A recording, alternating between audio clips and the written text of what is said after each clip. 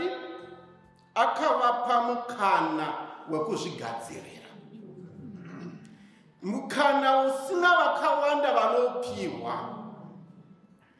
He lived and faced death in the eyes.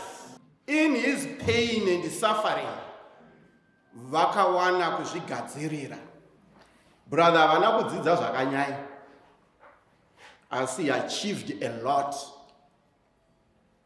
muupenyu hwavo. Kwese kwakashanda brother, there is practical evidence yebasa ravo. Mukaenda kwaMusami, mukaenda kwaMakumbi, mukaenda kuSt. Albert's, mukaenda kuDZ, mukaenda paSilvera House pano, kwese kwavakashanda vane evidence yebasa ravakaita. Beyond just being an administrator, vakange vakutoita pastoral work, vanga vari spiritual counselor, marriage counselor, nezvimwe zvakawanda. He gave himself totally to his work. So from very ordinary and simple background, Brother Jonathan has risen to the extent that we honor him today. Havana kunyora mabhuku, asi mabhuku ezvavakaita ndozvamuri kuona izvi. Chechi kuzara nokupfachukira, vamwe vari kunzoka havana kwavakagara.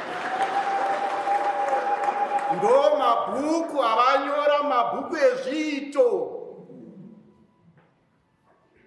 Mugore rino, the Jubilee year, with the theme Pilgrims of Hope, dai waro Mwari avapawo chitarisiro chavaive nacho chokusangana naMwari kudenga. Hama dzadiwa muna Kristo, regai Jonathan aende, musamutadzisire kusvika kuna Mwari, musamubate, muregei aende.